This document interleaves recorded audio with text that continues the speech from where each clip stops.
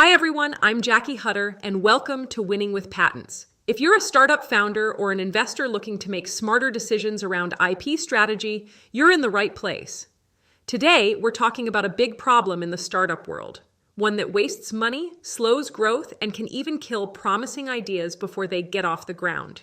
In this video, we'll be tackling the misalignment between traditional or standard patent expert advice and the lean startup model. But we won't just be highlighting this disconnect. I'll leave you with actionable guidance so you can not only avoid making the most common startup patenting mistakes, but also how you can flip script to make patents actually work to create value for your business.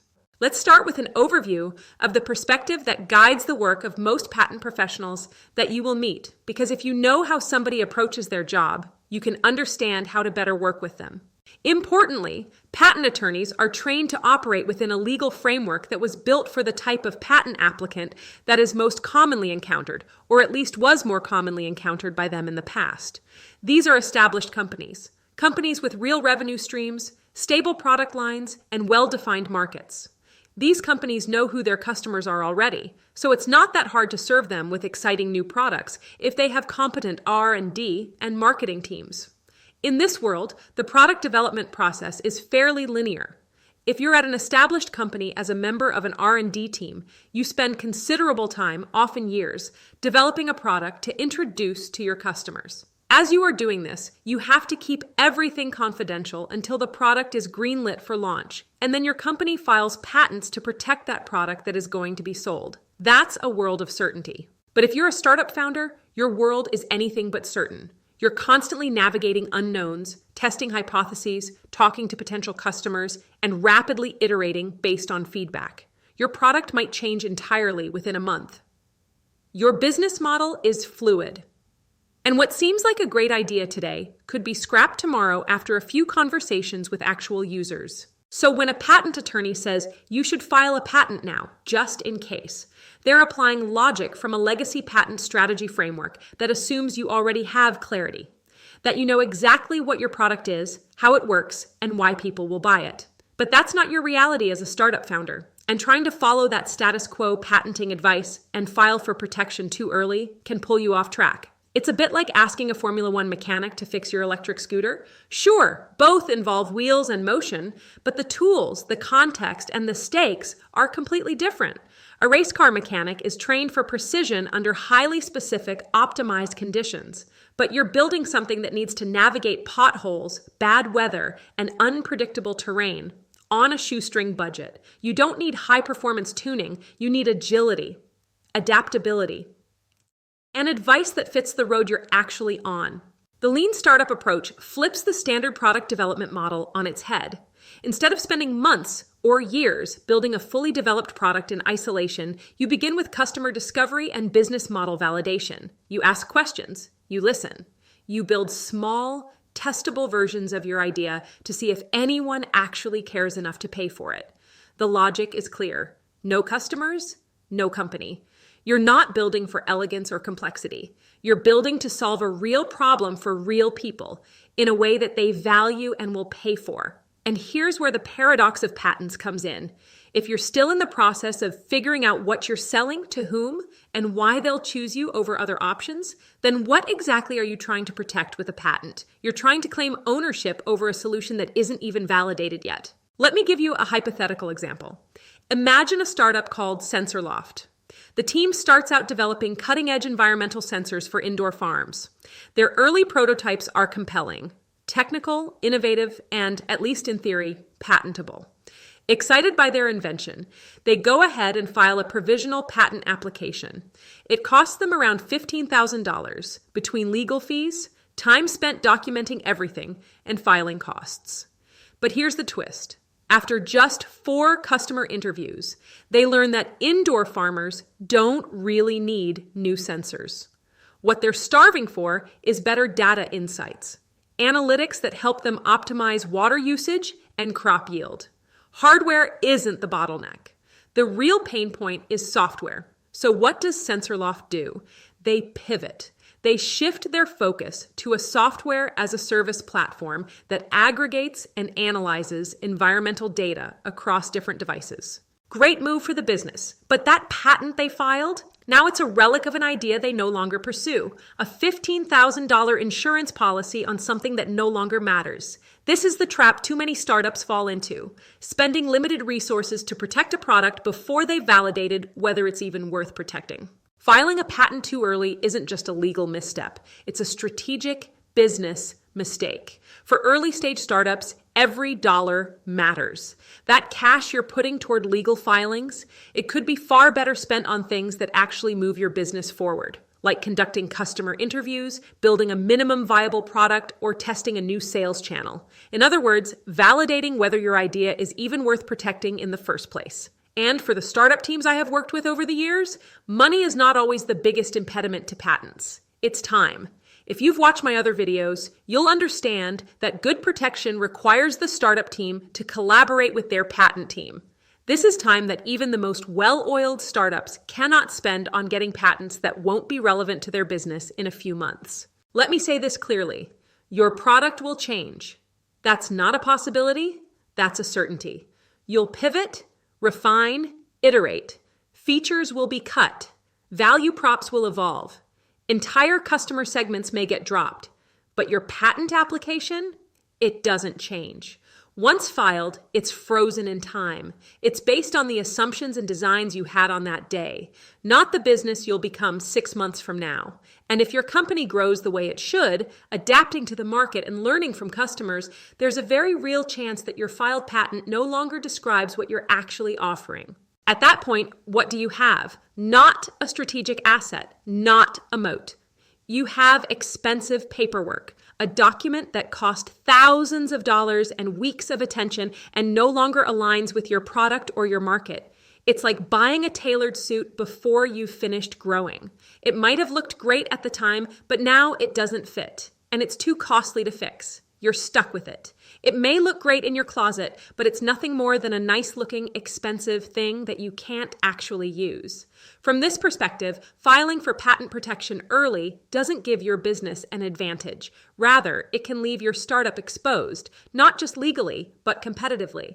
Because while you were focused on protecting an unproven concept, your competitors may have been spending that same time talking to customers and closing deals. This brings us to an issue that's rarely acknowledged, but something that founders need to understand before they have their first conversation with a patent lawyer. Patent law is built on secrecy. It assumes a product is developed behind doors in a controlled environment by a team that keeps everything confidential. There are dozens of court rulings that need to be navigated to confirm that a patent is not invalid because of experimental use. In these cases, external experimentation was a problem to be solved for, whereas for lean startups, this is the state of play. In other words, the patent system rewards those who can keep their ideas under wraps until fully formed, fully built, and ready for sale. But this is at odds with how successful startups operate. In the lean startup world, the mantra is get out of the building, talk to customers, share your idea early, test it in the real world, learn from feedback, and adapt. The more effectively you do this, the more likely you are to build something people actually want and are willing to pay for. Here's the tension. In the world of patent law, public disclosure, even something as simple as discussing your concept on a forum or showing a prototype at a meetup, can completely destroy your ability to file a patent application later. That creates a very real dilemma for founders. Do you stay secret, or do you share the idea and risk losing the ability to patent it? Some founders choose secrecy. They go stealth. No public website, no pitch decks shared outside NDAs, no demos, no blog posts. Just a hush-hush, keep it under wraps operation until launch. Let's talk about the proverbial elephant in the room. Most stealth startups fail, and not because their technology is weak, not because their team wasn't smart or hardworking enough, and probably not because their patents weren't filed on time. They fail because they never talked to enough customers. They didn't gather the real-world insights needed to validate whether their product actually solved a meaningful problem, or if the market even cared. By the time they emerged from stealth, it was often too late. The product was built, the money was spent, the patent was filed, but the market had already moved on. Or worse, the market never existed. So the question becomes, how do you reconcile these opposing forces? On one side, a legal system that says, stay silent. On the other, a startup methodology that says, speak early, speak often. The answer isn't choosing one or the other. It's learning how to walk the tightrope between both worlds. And that starts with understanding how to talk to customers without giving away your secret sauce. So what does walking the tightrope between the patent laws and lean startup necessity look like for you as a startup founder? Of course, you've probably heard that no product idea survives first contact with the customer. Startups iterate constantly. You're not operating in a controlled lab, you're in a dynamic marketplace. At some point, you get a signal from your customer discovery that you may be onto something. You start to get validation that there may be a product market fit brewing, and then you start to hone in on that signal. And it's when that more starts showing itself clearly that you start understanding that you may be entering the neighborhood where patents may be relevant. Imagine a startup like BrewIQ developing a smart device for home brewers. Early conversations with hobbyists revealed they're not interested in hardware, but that they would pay for features and shared brew profiles in a social play that was not presently available. BrewIQ then receives the signal that it may be time to pivot. The team works to learn more and then obtains a clear identification of product market fit. And it's only at that point should BrewIQ's leadership start thinking about patenting. Let's not be too hard on patent lawyers. Unquestionably, the vast majority of patent lawyers genuinely want to help their clients. We're trained professionals trying to protect your innovations, and we take that responsibility seriously. But here's the key issue. The incentives patent lawyers deal with are different from yours. From the lawyer side, the fear isn't that your startup won't succeed. It's that in 5 years, you'll look back and say, why didn't we file a patent on that? In other words, the patent lawyer may assume that you might regret not getting a patent. So they lean into invention protection. This means that many lawyers default to this advice. Let's file now just to be safe. And on the surface, that sounds reasonable, cautious, responsible. But for a startup operating on limited resources and constantly shifting assumptions, this conservative advice can be a problem because just to be safe translates to spending thousands and redirecting your team's limited time and attention toward a process that assumes your product is finalized and your market clearly defined. But what is a startup founder to do when their lawyer recommends filing, but customer discovery has not yet revealed a product market fit? Most founders have heard enough to be concerned about what they can and can't say before they've filed an application. And admittedly, there's a lot of confusion around what information you should and shouldn't share during customer discovery. Unfortunately, many founders either overshare, exposing too much technical detail, or undershare, missing out on valuable insights. Let's be clear, talking to customers about their needs is not only safe, it's essential, but you have to be thoughtful about how you talk. There's a big difference between saying, we've developed a machine learning algorithm that dynamically clusters real-time user behavior to optimize workflow automation, and asking, would it be useful if a tool could automatically suggest ways to streamline your workflow based on how your team works? The first one discloses the how, the mechanics, the secret sauce. The second explores the what, the value proposition from the customer's perspective. One potentially jeopardizes your ability to patent. The other helps you validate whether it's even worth building. That nuance matters a lot, and it's something too few startup founders are coached on. Good patent strategy isn't about staying silent. It's about speaking strategically, asking the right questions in a way that informs your business without exposing your IP. And that takes practice, awareness, and yes, advisors who actually understand how startups work. The truth is, founders must learn to adapt because the system isn't going to bend to fit the fast, iterative, customer-driven nature of early-stage ventures. That doesn't mean startups are doomed to be second-class citizens in the patent world. Far from it. This means that you, as a founder, need to approach patents using timing and customer validation as your lodestar. That starts with doing robust customer discovery, not in spite of the patent system, but in alignment with it. You should talk to potential customers. You should ask questions, float ideas, and test assumptions. But you must do it without revealing the core of your innovation, the technical or structural detail that makes your solution unique. This is where smart founders thrive. They know what to say, and just as importantly, what not to say. And as your customer discovery work gives you signals, interest, willingness to pay, you build an MVP, a lightweight version of your product designed to test whether your concept can generate real revenue, not theoretical value, actual customer purchase intent. But here's the key. You hold off on filing until you know what's working. Let's look at a hypothetical example. ShopMirror is a startup working on virtual try-on technology for small stores. Cool tech, lots of potential IP, but instead of rushing to patent their computer vision algorithm or UX design, they spend the first 2 months doing customer discovery. They talk to over 30 boutique owners. They learn what actually matters to these customers isn't the realism of the virtual try-on. It's reducing returns, increasing basket size, and creating social proof. These insights lead ShopMirror to pivot from an advanced 3D modeling platform to a lighter-weight augmented photo filter tool that integrates easily with existing e-commerce backends. They validate this version with a few pilot stores. Conversion rates go up, return rates go down. That's when they know this is the product, this is the direction, and that's when it's the right time to file. Since they waited to find a product market fit, the patent application they submit covers a validated, revenue-generating product, not a concept based on speculation. It aligns with where the business is going, not where it started. And that makes all the difference, because timing is everything when it comes to patents. It's not about filing early. It's about file at the right time for your startup. When you file at the right moment after validation, when the core offering is clear and the market response is measurable, that's when your patent becomes a real business asset. This means it's not just an expensive legal document. Instead, it's a strategic tool for your business. What can you do right now to align your patent strategy with how startups really work? Here's a focused playbook. 1. Accept the mismatch and use it to your advantage. Patent law wasn't designed for startups. It favors certainty, not experimentation. But once you recognize that, you gain power.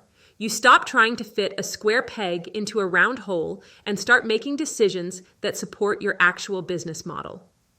2nd, find the right experts, not just any patent attorney.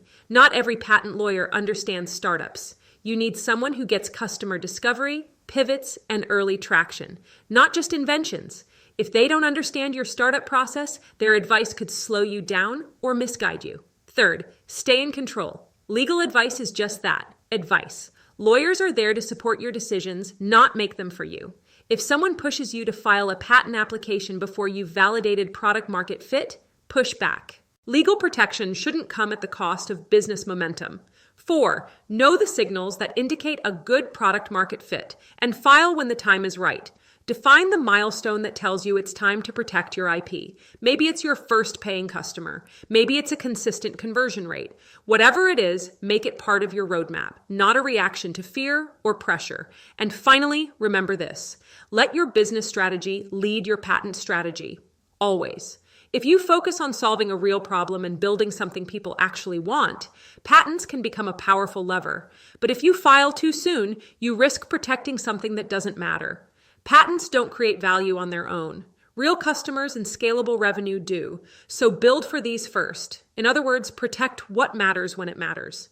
And keep your eye on the big picture. You must work to build a viable business that serves its customers with a scalable product that creates sustainable revenue streams at a profit. To wrap up, if you're building a startup, remember this.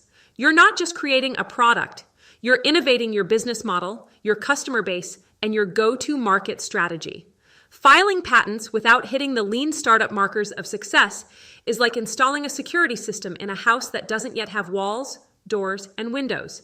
But if you build wisely, understand your market, and know when and what to protect, your patents can become real strategic assets. Remember, you're not playing the same game as the Fortune 500, so don't follow their patent playbook. Thanks for watching. If you found this helpful, hit subscribe and stay tuned for more insights on how to make IP work for real startups. Until next time, keep building, keep learning, and keep winning with patents.